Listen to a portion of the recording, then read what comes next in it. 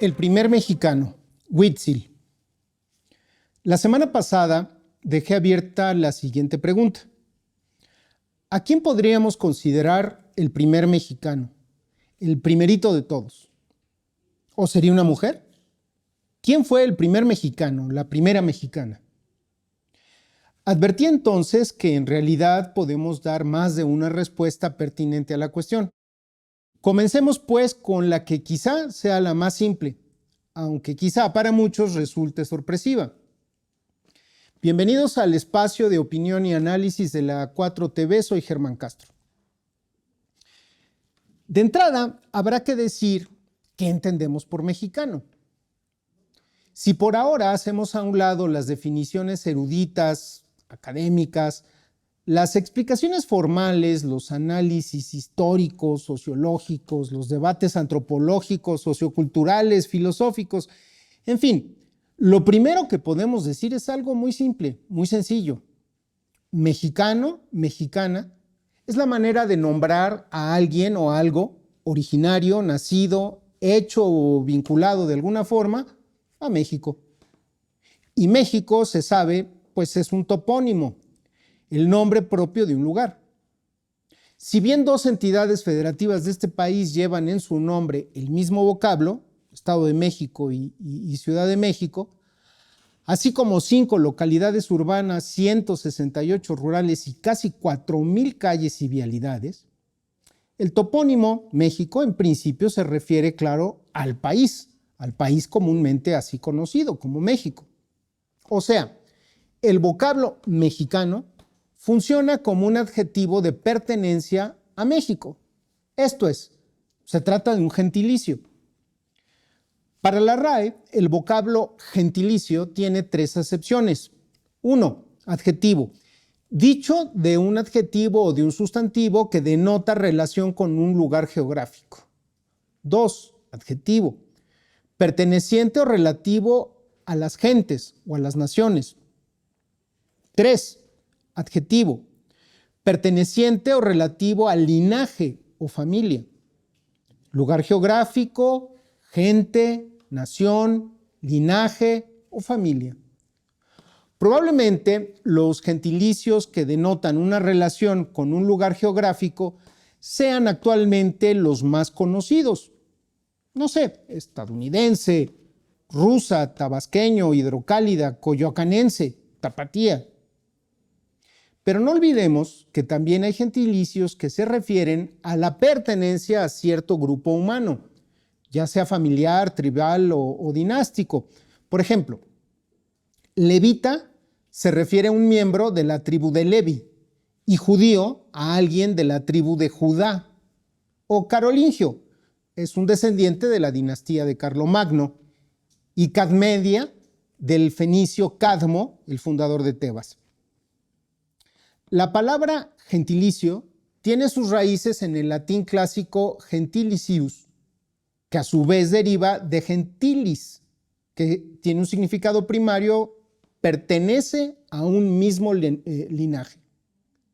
El vocablo tiene su núcleo en la voz latina gens, gentis, que designa, claro, la tribu, familia, estirpe o cepa. Por supuesto, gentilicio y gente comparten la misma raíz, gens, gentis, que se refería a un grupo de personas con un origen común, una ascendencia.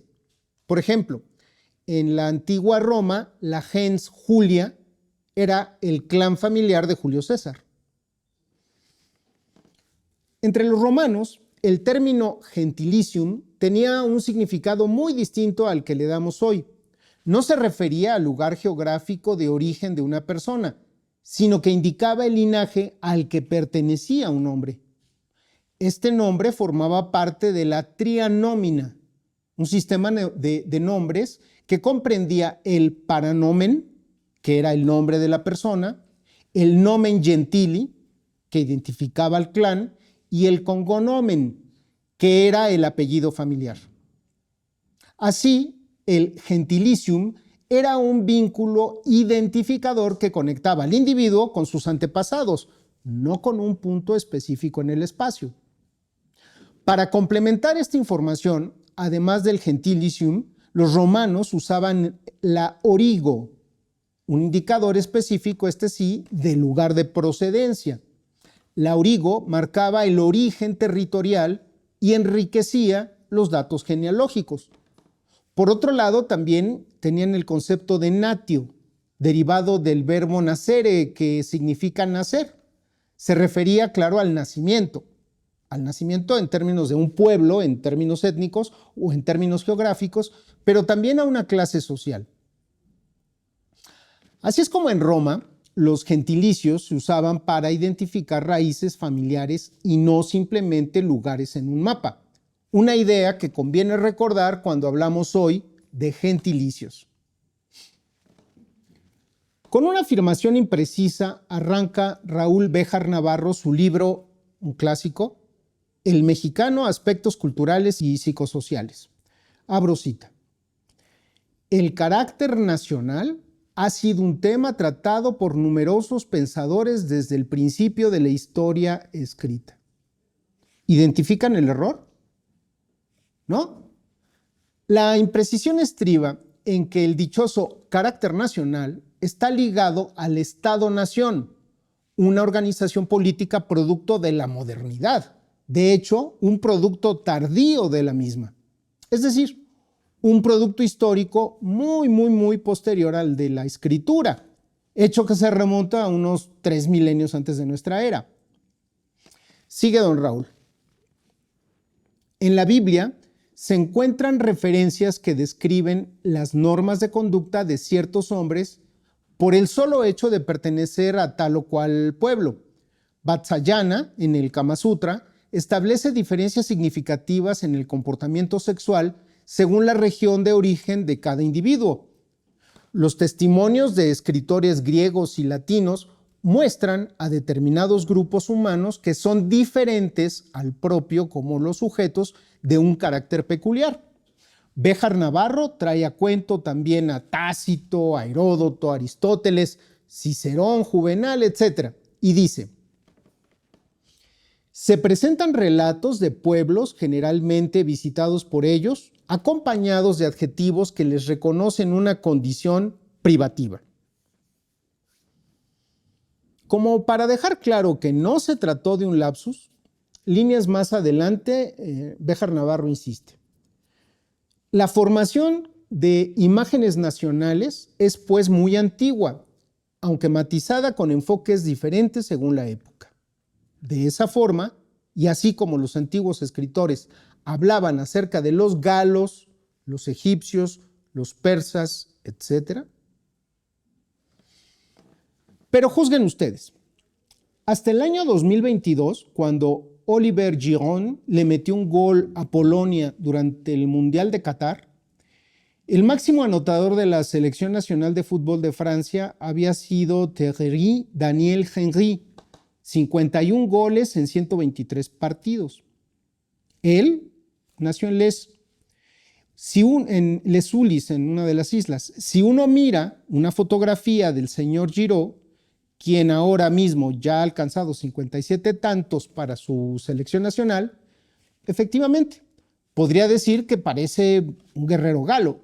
Complexión atlética, más de 1,90 de estatura, rostro alargado, mandíbula marcada, pómulos prominentes, barba espesa, ojo claro, cabello castaño. ¿Y qué decir de Thierry Daniel Henry?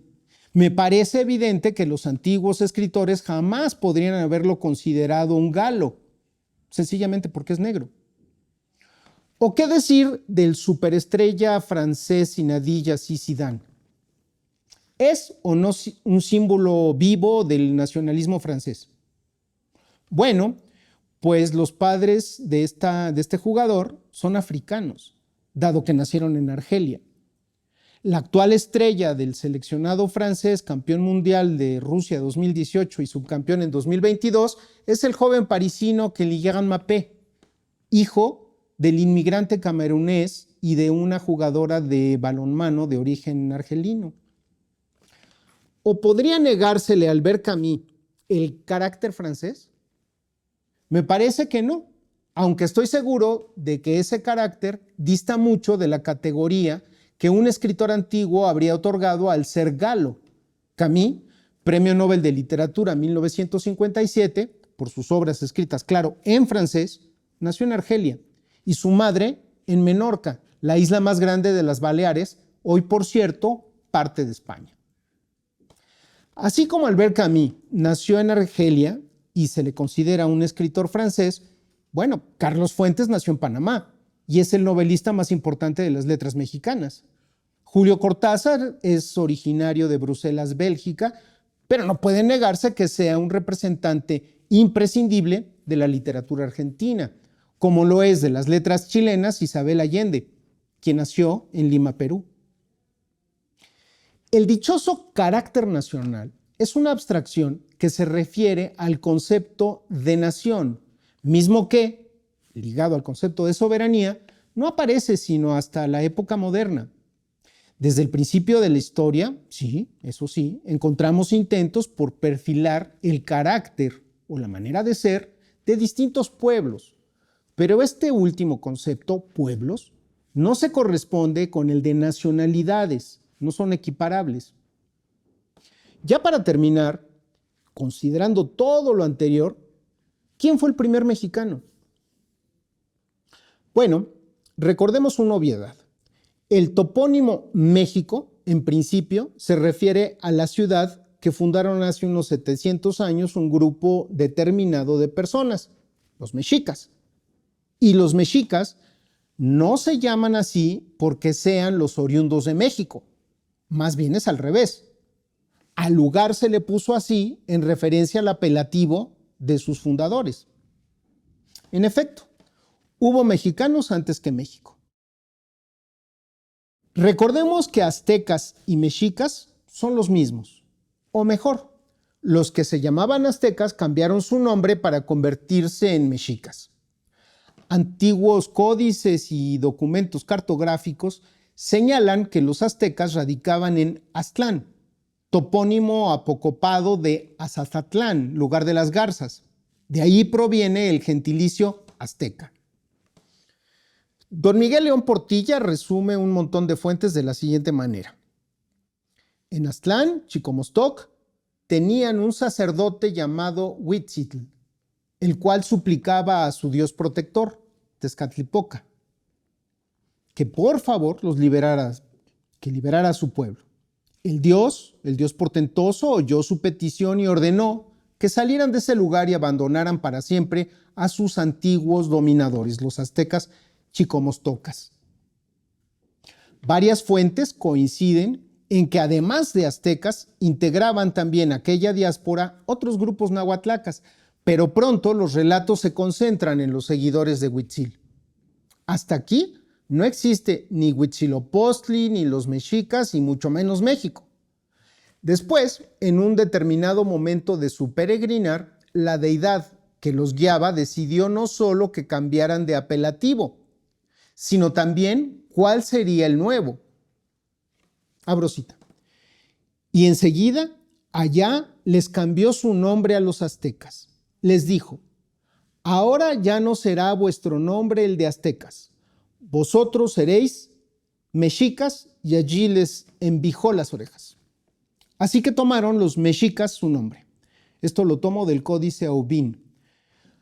Fray Juan de Torquemada relata en su Monarquía Indiana que en un sueño del sacerdote Huitzil, su dios ordenó: quiero que como escogidos míos ya no os llaméis aztecas, sino mexicas.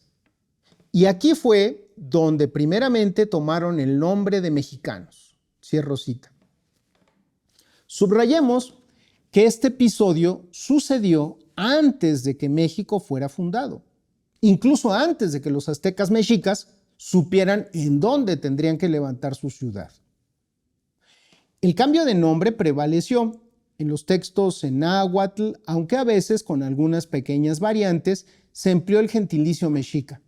A su vez, en las crónicas y otros escritos en castellano, el nombre se transformó en mexicanos. Así lo explica León Portilla y enseguida hace un apunte muy importante. Hernán Cortés, en sus cartas de relación, se refiere casi siempre a ellos con esta expresión, los de México, Bernal Díaz del Castillo y López de Gomara llamaran a los vecinos de la gran ciudad lacustre mexicanos. En suma, atendiendo todas estas razones, después de tanto enredo con gentilicios, linajes, naciones y caracteres nacionales, resulta que el primer mexicano no fue un prócer de bronce, sino un sacerdote que vivió a salto de mata, Huitzil, quien nombró a su gente según le ordenó su Dios. Mexicanas y mexicanos somos una estirpe que se originó en un sueño.